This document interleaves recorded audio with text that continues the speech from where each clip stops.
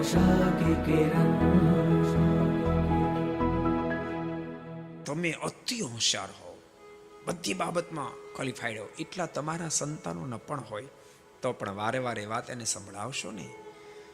તને કાંઈ નથી આવડતું, તું આમ નથી, તું આમ નથી, આમ નથી. નહીં બેટા, અમે તારે જેવડા અત્યારે અમને ખબર ન પડતી, અમે અનુભવી નહોતા, અમે ધીમે ધીમે કરતા અનુભવી થયા. આવા આવા શબ્દો તમે બોલશો તો જેટલા તમે હોશિયાર છો ને એટલો જ તમારો પરિવાર, તમારા સંતાનો હોશિયાર થઈ જશે. બહુ સાચું, બહુ જરૂરી છે. આ બધી ચીજ બહુ જરૂરી છે.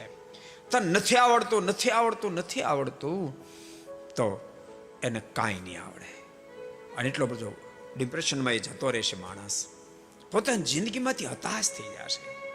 તે હું તમને એમ કહું, તમારા સંતાનોને કોણ વધારે સફળ કરી શકશે? તમે જ, તમે જ. સ્વામી જ્યારે સભા જીતવા જતા ત્યારે એમ કહેતા હતા, કૃપાનાથ, વડોદરા તો છોટી કાશી કહેવાય, માલિક ત્યાં કેવી રીતે વિજય પ્રાપ્ત થાય? ત્યારે ભગવાન સ્વામિનારાયણ કહ્યું, તમે ચિંતા નહીં કરતા, અમે તમારી સાથે છે. એક વાત. બીજી વાત, જે વખતે વિઠ્ઠલનાથજી ભગવાનના મંદિરે જતા હતા એ વખતે વચ્ચે પહોંચ્યા સ્વામી ચિંતિત થયા. સ્વામીની ચિંતા થવા માંડી કે આ તો વડોદરા છોટી કાશી કહેવાય છે. રખેન કોઈ વિદ્વાન એવો પ્રશ્ન પૂછે ને મારથી ઉત્તર નહીં થાય તો? અને આ ચિંતા થતાની સાથે સ્વામી આર્તનાથથી ભગવાન સ્વામિનારાયણને પ્રાર્થના કરી. ભગવાન શ્રી એ વખતે વડતાલ બિરાજતા હતા.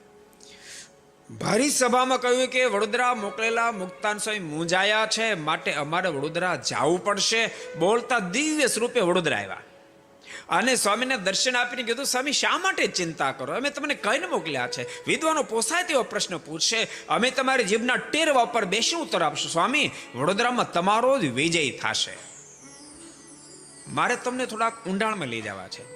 અને મુક્તાન સ્વામી વડોદરા સભા જીતીને આવ્યા પછી એ વિજય કોને કર્યો કહેવાય? જય સ્વામિનારાયણ, ભગવાન સ્વામિનારાયણ. સાચું ખોટું?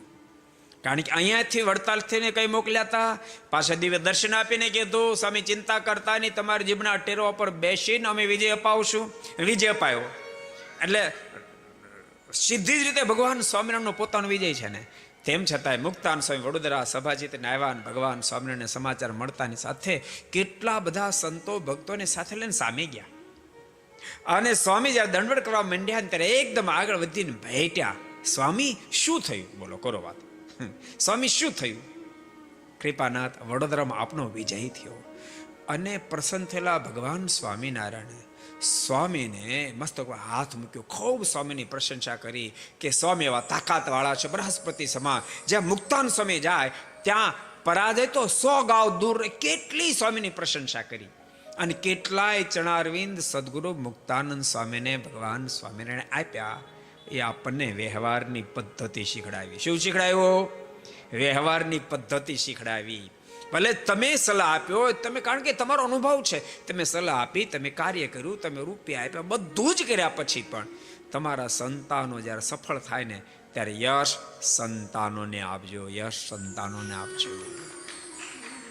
ભલે દાખલો તમારો હોય તેમ છતાં યશ એને આપજો.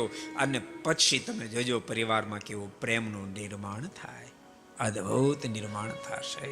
को पसंद आया हो तो लाइक करें और शेयर करना मत भूलिए. सब्सक्राइब करें सरदार कथा चैनल को और बेल आइकॉन पर क्लिक करना मत भूलिए लेटेस्ट वीडियो सबसे पहले पाने के लिए.